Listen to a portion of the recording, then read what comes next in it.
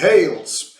Today I will talk a little bit about fourth album by a Finnish black metal pioneer, Archgoat. Let's take a look how the Luciferian Crown looks like. And luckily I was happy to get a gatefold LP version of this album, so let's spend some time checking out the actual album. So, because this is gonna slip away, here is the vinyl.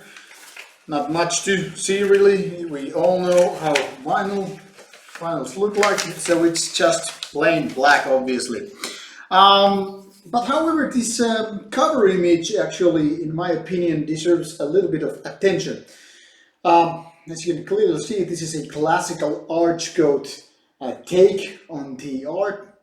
There's this goat character with lots of nude people before and under the goat god. Maybe it's the Lucifer himself. That is for you to decide maybe. However, I was trying to peek a little bit if there's like some male genitals out there, and I could find a couple. Maybe not worth taking a zoom on them because YouTube and whatnot don't exactly like them. So here's the backside of the album, 10 tracks including the intro, and then obviously we have this nice gatefold. I don't know how to present it here properly, so you can see the logo and the kind of a dance of death inside.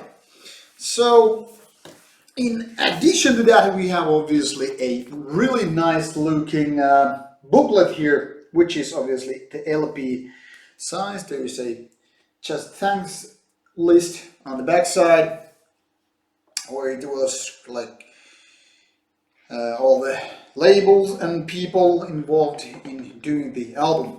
So inside we have band photos as well as the lyrical content. So here we have, for example, Lord Angel Slayer with its title and some fire torching imagery.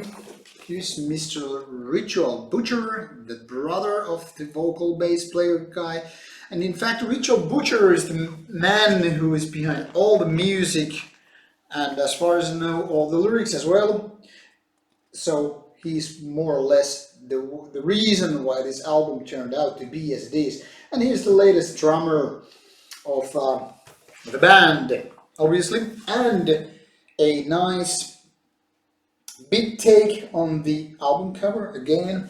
So very nice looking booklet. All in all, this makes this feel so much more valuable than your average LP or CD, given the big art, the nice way of how lyrics are laid out and all the stuff here included. Very nice gatefold LP in total, in my opinion at least. But the most important question is, how does the music sound? Is it worthwhile? Is it better or worse than previous Archgoat albums? Now, I have always liked Archgoat more or less, but it has never made to be one of my kind of top favorites. That is because the band's music, while it's good in its black death metal combo, it has never been in my particular like huge taste bud thing is. Luciferian Crown is a bit different case because, well, already the initial listening time, made it very clear to me that this would be more my cup of tea than their previous ones. And by no means I have never ever disliked the band in any forms. I mean, all of their releases are more or less good ones, but certainly there are differences, which album sounds better than that and blah blah blah. You all know the drill. Every band, every listener has their like favorites when it comes to music. It's not like one band can have like 4 or 10 equal albums. We all know that, so let's skip out that drill here. So Luciferian Crown is 35 minutes and 10 tracks of pure Archgoat. The slight difference might be that this is in fact very versatile album. There are clear slow parts, then there are definitely these kind of Archgoat trademark fast parts, and also a lot of mid-tempo parts. And these all go like a roller coaster, up and down, giving this kind of a very dynamic approach to their music. Nevertheless, this is clearly an Archgoat album. It's the kind of a perfect dynamic combination of death and black metal sewn together. It's like a seamless thing, basically.